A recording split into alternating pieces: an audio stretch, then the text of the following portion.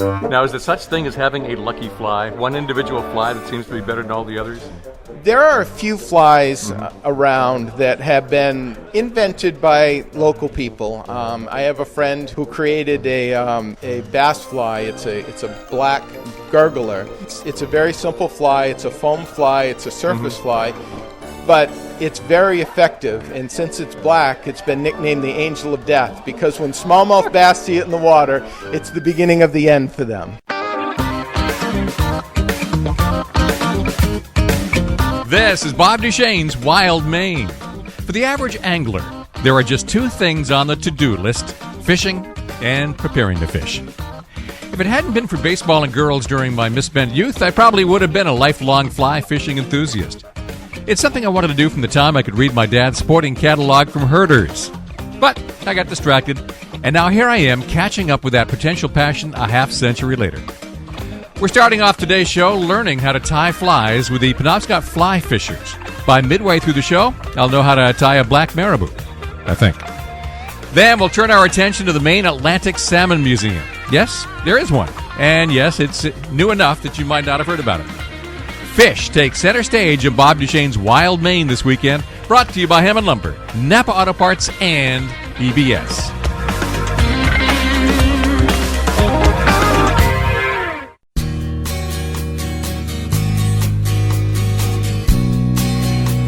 The story starts at the Penobscot County Conservation Association in Brewer. For 8 weeks, the Penobscot Fly Fishers are teaching 24 people how to tie flies. It's a full house here tonight, and this year's course is sold out, like it usually is.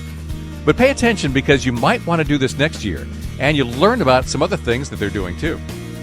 There are several round tables, each with vices for holding hooks, each with feathers and floss and other fly tying materials, and up front a widescreen monitor so everyone can watch closely what the instructor is doing. And that is my first surprise. The instructor is Rob Dunnett. About a quarter century ago, we were teammates on a United Way committee, and I had some doings with Dunnett's store in Bangor over the years, but I hadn't seen Rob in a long time. It didn't take long to get right into the conversation about fly tying. Rob Dunnett, it has been a long time. It has been. It's great to see you again. It's good to see you too. And I admit, when I came in here to look at what the Penobscot Fishers were doing, I didn't realize you'd be the presenter. Yeah. How long have you actually been tying flies? I took the fly tying class here with the Penobscot Fly Fishers in 2008, so I've been tying for 8 years. And it's a class that you can come in and you can take the 8-week class, and we'll walk you through starting with real basic skills like how do you start the thread on the hook and basic materials, and then we walk the students through to more advanced techniques each week. We try to build with a different technique every week. Now, the date that I've shown up, I think, is your second class. Is that right? Actually, this is number 3. This is 3. Okay. This is number 3. So you've covered the hook. Yeah, we've covered starting getting the thread on the hook. The first week we tied some simple chenille flies. One's called a maple syrup. Last week we added a little bit of chicken hackle to that, to one called a woolly worm, and another one called a woolly bugger. And this week we're moving on to streamers, and we're going to tie one that's called a black ghost marabou that was invented here in Maine by Herb Welch. Do people always tie flies that have been designed by somebody else, or how often do they create their own? There's always a little bit of artistic license. There are published patterns out there, so if you want to tie a particular pattern, like a lot of people will know, probably the most famous fly is a gray ghost that Carrie Stevens invented. Yeah. But even with Carrie Stevens' fly, the materials that they had back then versus the materials that we have today, there's still a little fiddling with it. But no, I mean, you can sit down at the bench and you can say, geez, I've got a bunch of these materials. What can I make? And do people do variations on a famous one, like a grayish ghost? Or there is a gray ghost, a green ghost, a pink ghost, a grizzly ghost, which is a barred rock chicken, which has the black and white stripes. There's beaded gray ghosts. There's red ghosts. So I mean, there's a lot of artistic license that goes into it, and it really is. I mean, even with sausage fingers like I have, it's an artistic thing that you can do, and you can turn out some really pretty looking flies. Now, you've talked about the materials that maybe changed since the gray ghost was invented. You started with feathers and natural fibers, and now what? Well, Carrie Stevens, when she started, she was a hat maker. And all of the feathers and whatnot that they used when she was tying, all of those feathers came about. But now there's different things like crystal flash, which is aluminum. Well, it's a flashy material that you can put on it. All of the chenilles that they might not have had back then. They used to use real tinsel, metal tinsel. Now it's mylar tinsel, so it wraps on the hook easier. And there's pseudo hackle, which is fake hackle. I mean, there's whole catalogs developed for fly tying materials and whatnot. So people will learn all these techniques during an 8-week course, and each night is 2 hours. Each night is 2 hours. So, and you know, it's really important to figure out how to handle the materials, how you get a basic for handling the materials, and then it's up to them. I mean, you can. We have some people that come back and take the basic course a couple of times, and just because they like the camaraderie of coming in on a night and being able to tie with a group, and others will come in and take the class and then go off and tie, and others will come and say, this was a really great experience, but I probably won't be tying flies for the rest of my life. Now, from what I understand from fly fishing, sometimes your fly just isn't working and you have to trim it in order to imitate what's out there. Absolutely. Doesn't that hurt? You go through all the trouble of tying this fly, and now you're going to take stuff off it. Well, people think that, especially like when you tie a streamer to imitate a smelt or something like that, the less material on the hook sometimes the better. Really sparse. So if you over tie it and you're out in the field and it's not working, I've seen guys take scissors or just pluck some bucktail off of it and just fix it in the field, as they say. Now, how much fly fishing do you actually do? I probably, no one fishes as much as I'd like to do, but I mean, I start with spring trolling. I do some spring trout fishing. I love to bass fish, and people say, "Well, you're a fly fisherman. Bass fishing, catching a smallmouth bass on the surface in July and August in the evening with a popper on the surface. There's nothing better than that." There's nothing better than that. So where do you do that locally? Mostly on Penobscot River itself, or elsewhere, or what? We fish the Penobscot a lot. There's a lot. I mean, we have a lot of water to fish locally here. I mean, Phillips Lake, Green Lake, Brewer Lake. I mean, there's just all kinds of water to fish here. Yeah, Pushaw Lake. That's where Pushaw Lake, absolutely. How many of these lakes have largemouth bass? More than when I was young. Yeah, exactly. And that's not natural. That's not natural. Those are that's a whole story in itself about bucket stocking. But. Yep, had that tale before. So I was not expecting a crowd this big. This is more popular than I would have anticipated. We have always sold out our fly tying class. We provide all the materials and we provide all the tools for the students coming in. So you don't have to go out and buy a couple of $100 worth of stuff just to see if you like it or not. We provide the vices, the scissors, everything that they need to hold the hook, wrap the hook, and cut the material off, and the materials. Yeah. And we've always had that for 24 people.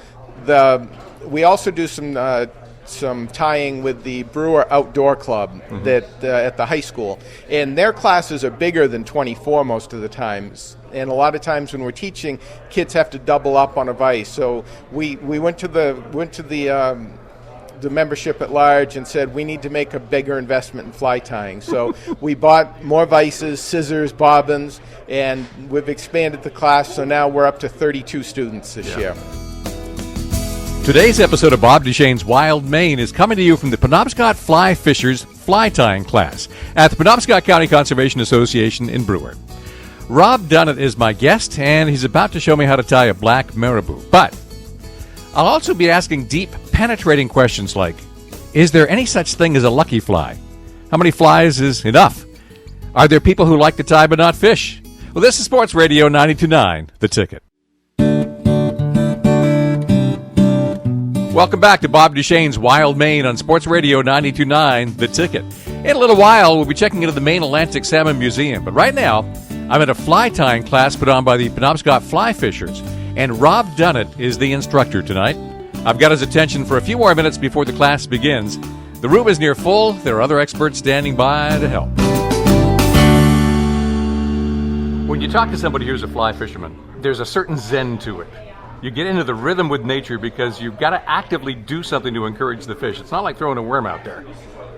It is. I mean, and all kinds of different fishing is different. If you're fishing a small brook versus fishing a big river, fishing still water, little ponds and whatnot, there's all kinds of different ways, different ways to go about it. But yeah, I mean, it's quiet most of the time, and except for when Maine state birds are in your ear and buzzing in the early spring. How many people love the fly tying so much, but not so much the fishing? So they're tying a lot of flies and then giving them away or selling them, and they don't really do much fishing themselves. I mean, I think you'll see some of that, Yeah. but for the most part, we've had a lot of people that have taken up fly fishing because they've come to the fly tying class. They've fished before, they've been interested in flies, and then they tie the flies and they want to be able to fish with them. So it leads us in the springtime. We offer a one-day, we call it Fly Fishing 101, and we do it right here at the Penobscot County Conservation Club, and we teach casting, we teach the knots that you need to tie on, we teach, we have an entomologist from Orono that's a member of the club. He teaches us about bugs and flies, and we go through all the equipment. So it's a one-day crash course on fly fishing. Oh, I may have to crash that party. That sounds like fun. Fly fishing is something that I wanted to do when I was growing up, and I never, ever did. And it's one of the things that I regret.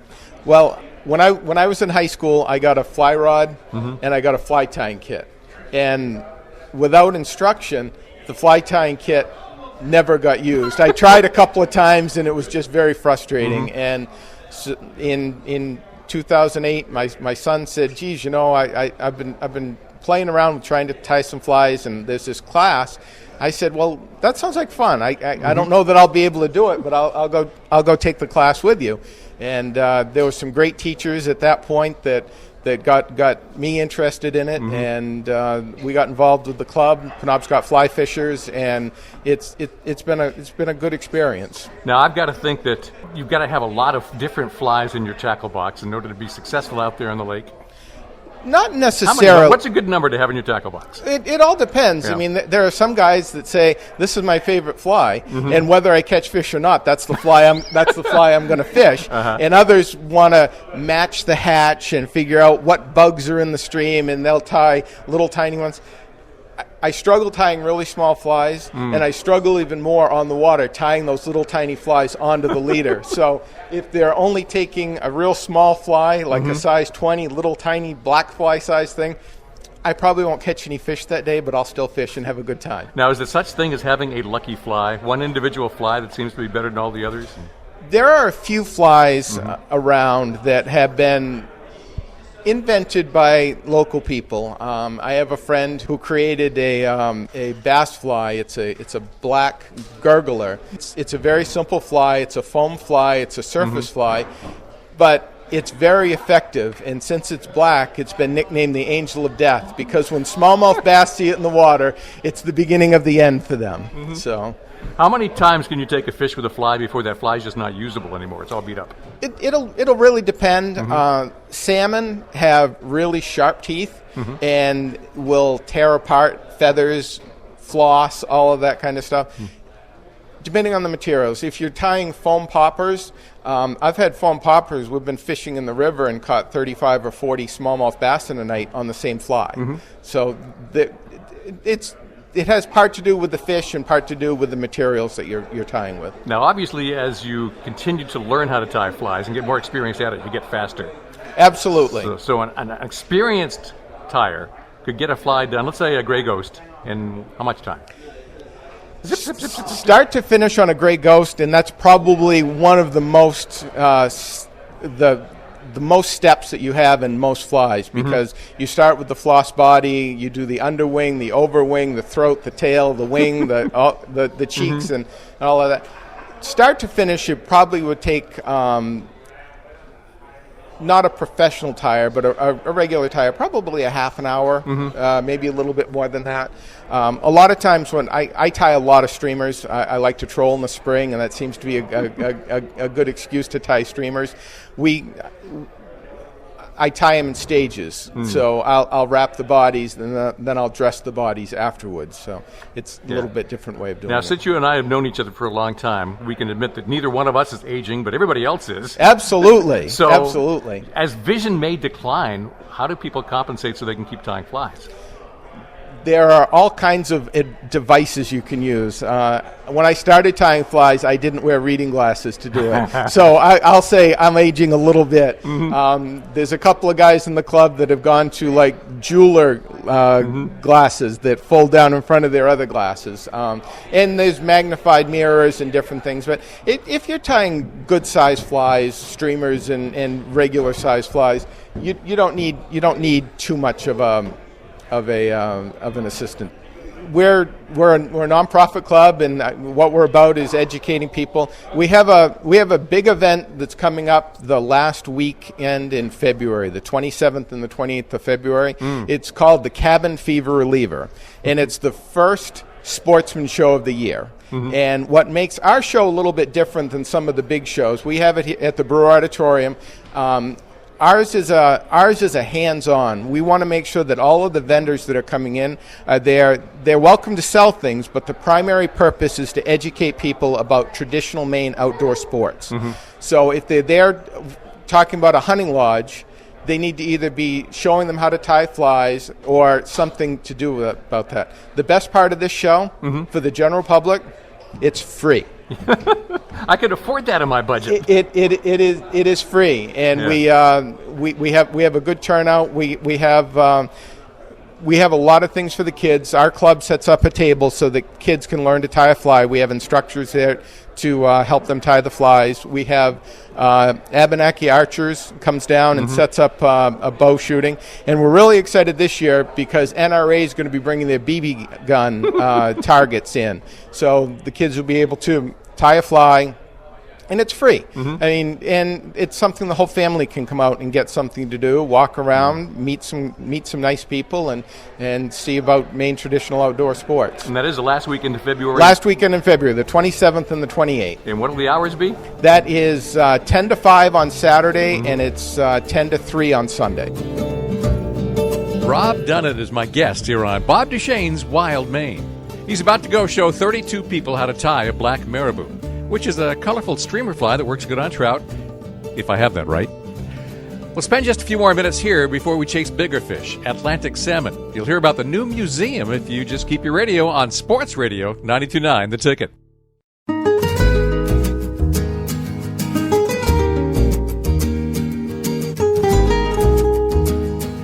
This is Bob Duchesne's Wild Maine, Saturday mornings at 9, Sunday mornings at 8 on Sports Radio 92.9 The Ticket.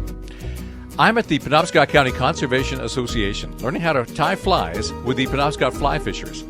The instructor tonight, and the guy on the other end of this microphone here, is Rob Dunnett. Now, the club itself is always accepting new members, I've got to think. We are. We love having new members. We actually, honestly, bring most of our new members in through our fly tying class, we get them exposed to the club members, and it's inexpensive to be a member. An individual yearly membership is $30, and a family is $35. And what do you get for that? Parties, food. We have a feathers. We have a monthly meeting right here at Penobscot County Conservation Club with a speaker. There is a meal that's available to purchase, but you don't have to eat the meal if you don't choose to. When we finish our 8-week fly tying class, that we do the basic fly tying class, we then regroup, and for 4 weeks after that, 8 weeks, we do something that we call intermediate fly tying, which is a little more advanced. There isn't as much one-on-one and hand-holding that goes with it. And if you're a club member, those 4 weeks are free. If you're not, it's $10 a week. So it's $30 for a membership, or $40 to do those classes. Now, one of the things that makes this fly tying class so successful is not only do we have some nice equipment, we show how to tie the fly up on the screen, but at each table we have an instructor. And we also have some instructors floating through the room. So if someone's stuck, doesn't know what to do, didn't remember that step, we have all kinds of help. And there's no way with one person we could teach 32 people, and it really is. It's a big club event for us to put this all together. So together. you've got a lot of experts in the room when you're doing this. We have a lot of experts. Now, obviously, you're sold out for this year. We are partway through the schedule. Yep. How are people going to find out when to register next year? Well, we start registering people in November headed into it. This is exciting for a fly fishing club that we're now on Facebook. So that's very new to us. We have a lot of technophobes in the club, but we're reaching out. We have a website, penobscotflyfishers.com. We're now on Facebook at Penobscot Fly Fishers, and we try to reach out with media outlets like yourself to let people know what we're doing and what events are coming up. We hope that it's cold but not snowing on Monday nights when we tie. So. Yeah. Well, it beats the hell out of watching Netflix. It is, and it's a great group of people. We get a lot of people together, and we get to share our passion for tying flies with some new people, and hopefully make it a passion for them. Well, I'm going to go watch your work. All right. Thank you very much.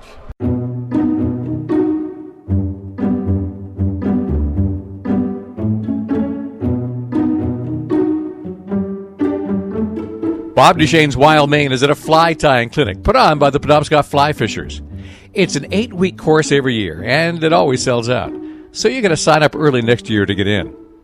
I'm here on their third class watching how it's done. Sure, I've seen people tie before, but I really wasn't paying attention. Now I see how it works. Rob Dunnett is the instructor. He's up front. A camera is on his hook, his soon-to-be fly. But the lecture starts with a lot of good advice. Where to buy fly-making materials.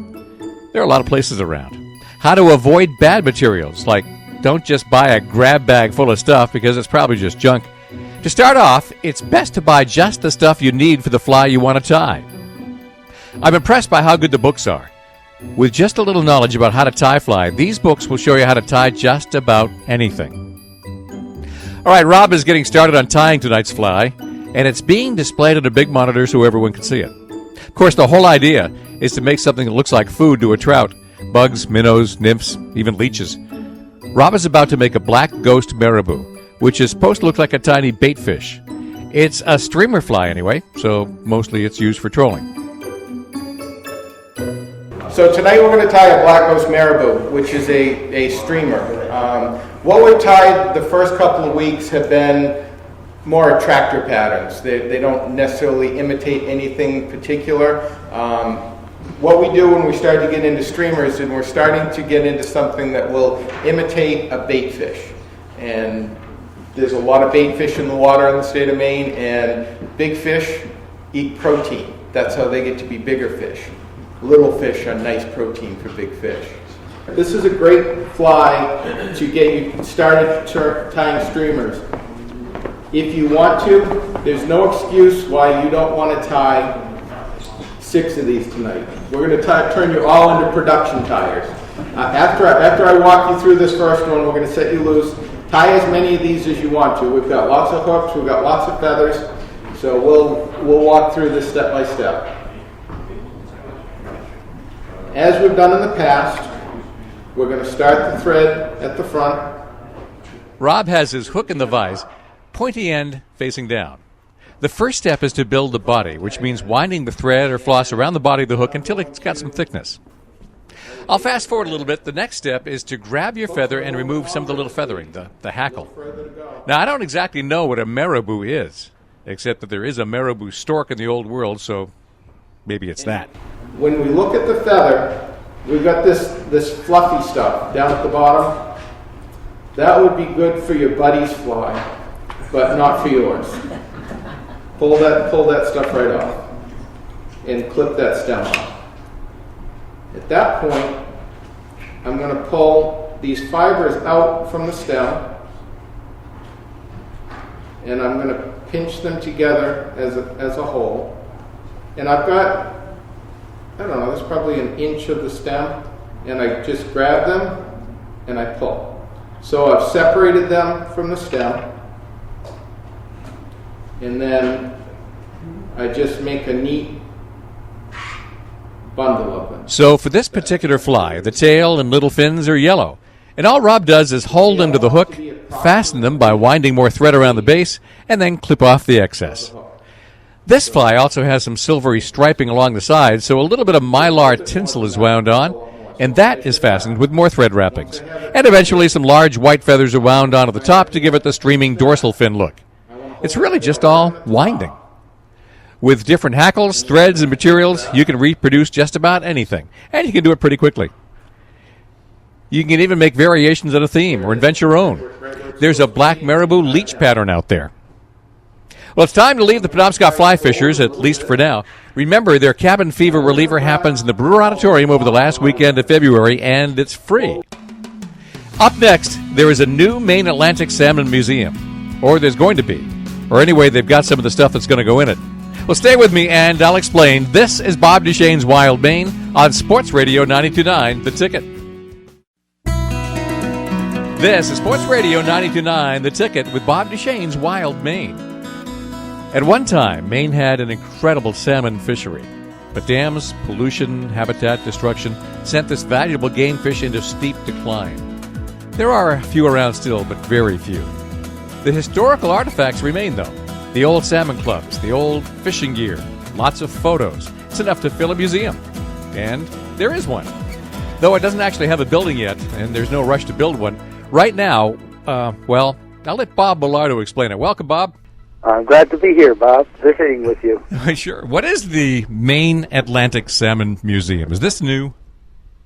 Yeah, it is new, Bob. We formed in the late fall of 2013. A fellow named Claude Westfall, who is very well known in the area for his contributions to salmon restoration and in salmon fishing. And Claude brought a bunch of people together in October 2013, and we developed the organization, formed a board of directors, and we're now a not-for-profit educational organization. Now, there's no actual property that goes with this yet. Is there planned to be? What's the story on that? Well, possibly. We're interested in having a building. We have an agreement with the owners of the land where the Penobscot Salmon Club sits in Brewer to possibly lease that land or purchase it and put up a museum site. But that's, I think, in the future, Bob. Right now we have plans to do some strategic planning and some feasibility studies, and that will take us about a year to do, and we'll determine what we would need to do to position ourselves for a capital campaign that would be fairly large. But in the meantime, we have a mission as a museum to protect and collect and display and educate people about protect and collect materials related to Atlantic salmon and Atlantic salmon fishing and restoration efforts throughout the state of Maine in Atlantic salmon rivers. And so our goal is to collect materials and develop educational programs around those materials, and all of that we can realize without a building. We don't really have to have a building to sponsor traveling exhibits to historical societies or libraries or wherever in the state, and that's what we're doing now. Well, we're working on, we just submitted our first grant last month, and we're looking to hear if we got that, and if we did, that will help us develop some of these traveling exhibits that we're thinking about.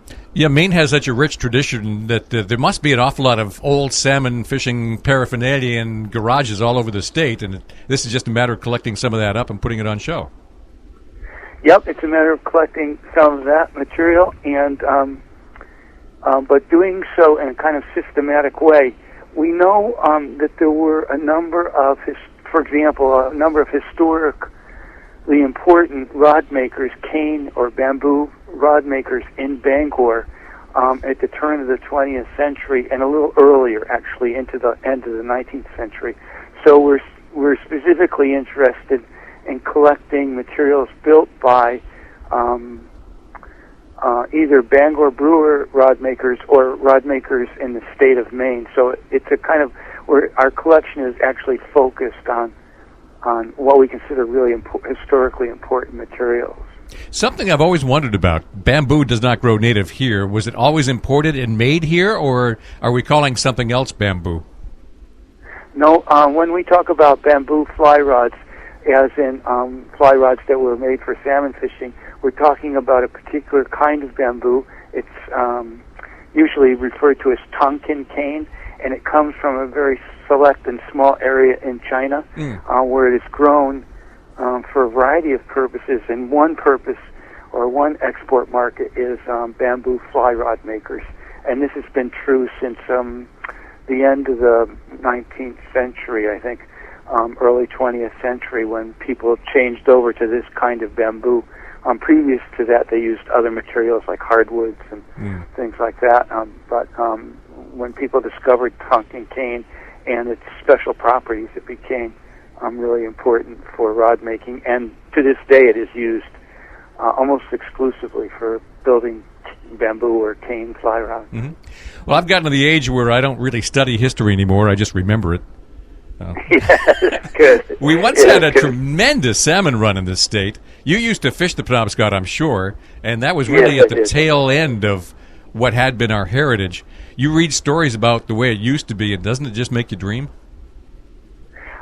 Well, it was a phenomenal run, and that was true not only of salmon, but all the other anadromous fish like shad and herring and tommy cod and all the varieties of sea-run fish that ran the Penobscot and other Maine rivers, as well as rivers south of Maine.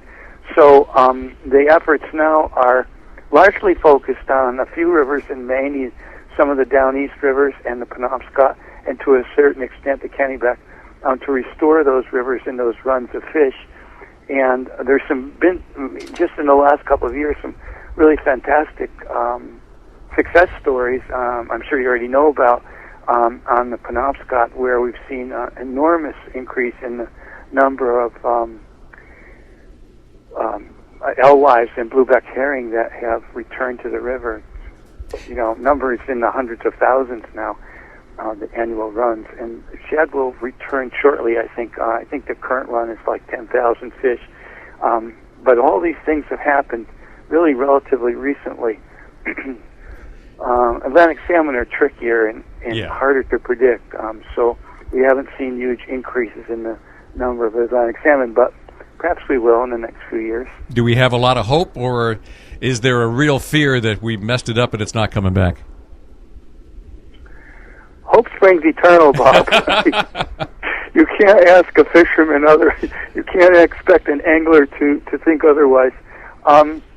I'm hopeful. It's a challenging enterprise, and I'm hopeful that the museum can help be the sort of the lead organization in recovering our history, in the history of our salmon rivers, because there were so many important contributions made by people over the years.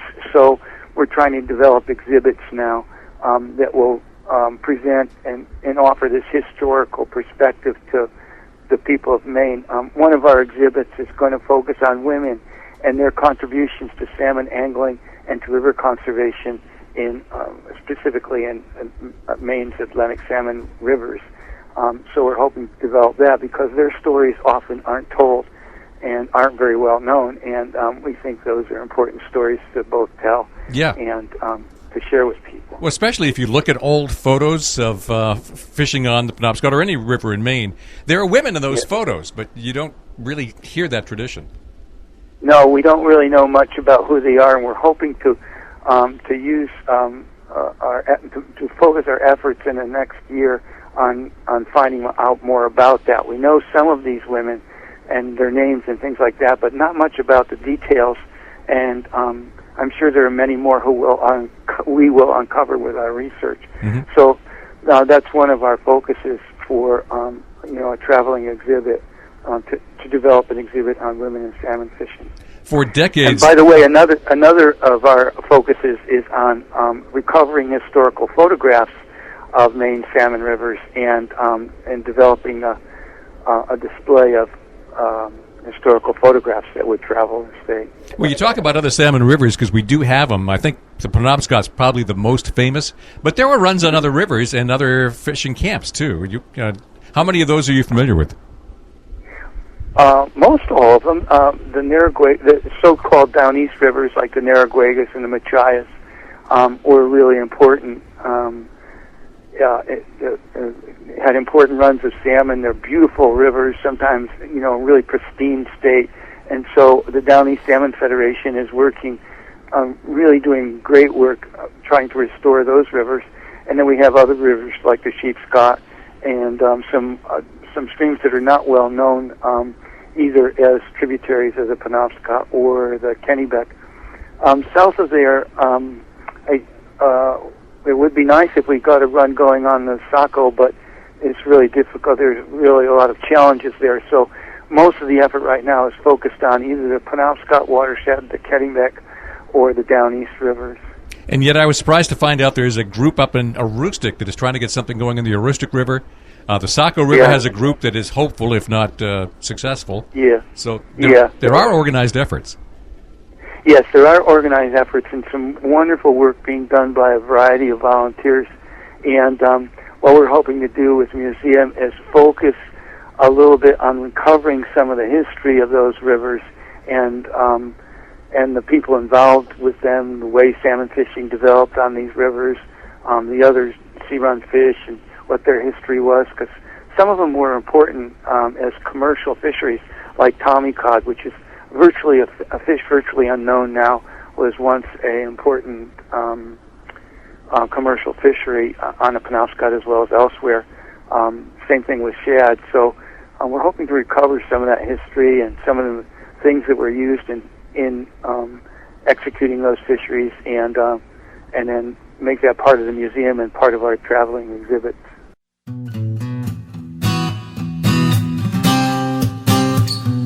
My guest is Bob Millardo, and we're talking about the Maine Atlantic Salmon Museum. It's good news and bad news. When salmon come home to spawn, they always go back to the river they came from. So maybe we can raise and release enough in these rivers to bring the populations back. Our rivers lost most of their salmon, but what about Canada? Salmon has been doing this river thing since the last ice age. How's it going up north? I'll ask when Bob Duchesne's Wild Maine continues on Sports Radio 92.9, The Ticket.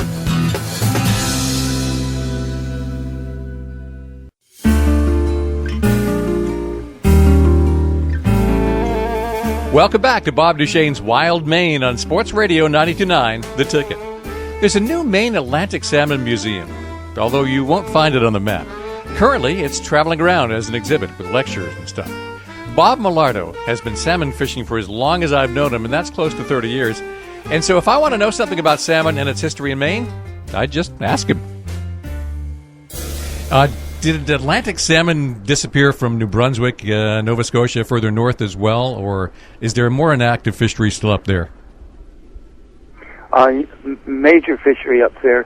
I think the Miramichi, which is a major river system in New Brunswick, has more Atlantic salmon than all other rivers combined. So it has a really substantial salmon run, as do many other rivers in New Brunswick or Quebec. Some rivers, like in Nova Scotia, and those rivers in the inner Bay of Fundy, have dramatically reduced salmon runs. And I'm not really sure why that's the case. But the other rivers on the outer Bay of Fundy or along the coast of New Brunswick or Gaspé have fairly healthy runs of Atlantic salmon. Even though and Maine, rich history.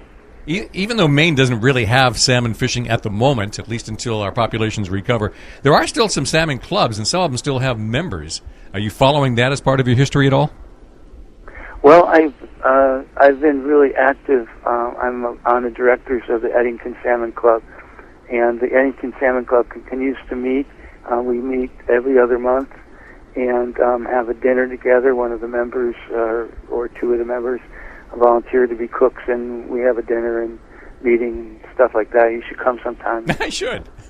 Well, Eddington Bend was the fishing spot for anyone who grew up in the Bangor area. On May 1st, everybody go out there, try to catch the presidential salmon, which was its own historical artifact. Right, yeah. Yeah, that tradition started in 1912. The first salmon, I think, was given to Taft, William Taft, President Taft. And then subsequent years, each year, the first salmon caught was designated as the presidential salmon and was given to the current president. And that went all the way up to Clinton.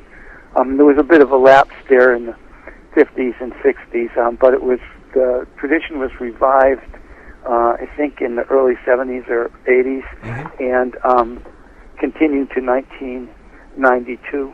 The way our politics have gone these days, the idea of sending a dead fish to a president might get you in trouble. Well, some of the photos are of presidents handling,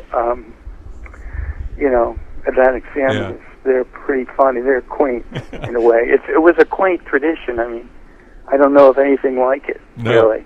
Well, all they have to do is hand it off to the White House cook. Yes, and then hand it off to the White House cook. And we know quite a bit about what the cooks did with the fish and how the various presidents preferred to have their salmon cooked, because we have this new book out now by Catherine Schmidt called The President's Salmon, and it is not only a history of the Penobscot River and salmon on the Penobscot River, but also of the tradition of the presidential salmon. Mm-hmm. Have you had her on your show yet? No, I haven't yet, but I was thinking about it. I've got her on my list to track down. You really should. She's quite the expert and has done an enormous amount of research about the Penobscot and its history. So probably knows more about it than any other person. I just love it when topics fall into my lap like that. There you go. There you go. One thing leads to another. Yeah. Huh? Well, as you said, the organization is going to be doing events, lectures, and demonstrations, at least until you have a museum where you can headquarters. So you're going to be moving around. What are some of the things that are currently on your calendar for 2016? Well, that's a good question. Our first event is in March. It's March 25th, 7 p.m. at the VZ Salmon Club, and that's our annual meeting. We have an annual meeting that all our members are invited to, and anybody who wants to come. And I'll report on, what we've accomplished over the previous year and what we hope to accomplish in the next year. And we'll have an election of officers and all that kind of stuff that you do at an annual meeting. And then throughout the year we have events. For example, in June, early July, we'll have a Atlantic salmon fishing event, and we'll take some folks up to the Miramichi Renoose Club on the Miramichi River in New Brunswick, and that's a fundraiser for us, and take a few people up to the club and go fishing for a few days. And then later on in the month we have a two-handed or spey rod casting class, and we have a world-class instructor to run that class. He's the only certified two-handed rod and caster instructor in Maine. And then later on in the year we have additional events where we show films, and we're going to have a barbecue and casting competition in August and all sorts of stuff like that. And we have a Facebook page where we announce all our activities. Well, all salmon fishermen never die. They just cast away. There you go, Bob. Well said. Well said. But you must have a little bit of trouble attracting new blood, since nobody's really been able to salmon fish for 10, 15 years. Yeah, we have 9 people on our board right now, and they're all extremely competent and active people who do really a lot of work. And for all of us, it's really a labor of love. So we're always interested in attracting new board members and new members to the organization. Personally, Bob, I find this kind of work, service work, community service work, very rewarding. So I like doing it, and I think other members of the board would say the same thing, that it's just a really rewarding kind of thing to do, because we're trying to provide a service to our community and think about it statewide, and I don't know. That's just it's not always easy. Sometimes it's pretty frustrating, but I do like. I think service is important. Service to your community is really important, and I'm retired now, so I have a little bit of extra time and time to give back. Well, does your organization actually have members, dues paying? Yeah, we do. We have a due structure. It's $35 a year, and we have members, who join and want to support the group and things like that. Okay. In order to sign up, find more information, make donations, what is the best way to get in touch with you? There's two ways. One, through our website. You just search on the Maine Atlantic Salmon Museum, and you'd find us. Or you can just search on for our Facebook page. Either place, you can easily contact us. Well, Bob Millardo, I think I'll put you on my calendar for contacting again to see how things are going. And now I got to go look up Catherine Schmidt. All right, good. Nice to talk with you, Bob. It's the Maine Atlantic Salmon Museum. And my thanks to Bob Millardo for explaining it all to me. Remember, this show and all previous shows are archived on the web at 929theticket.com. So if you know someone who might have been interested, send them there. We're on Saturday morning at 9, Sunday morning at 8. Bob Duchesne's Wild Maine is brought to you by Hammond Lumber, Napa Auto Parts, and EBS on Sports Radio 92.9 The Ticket.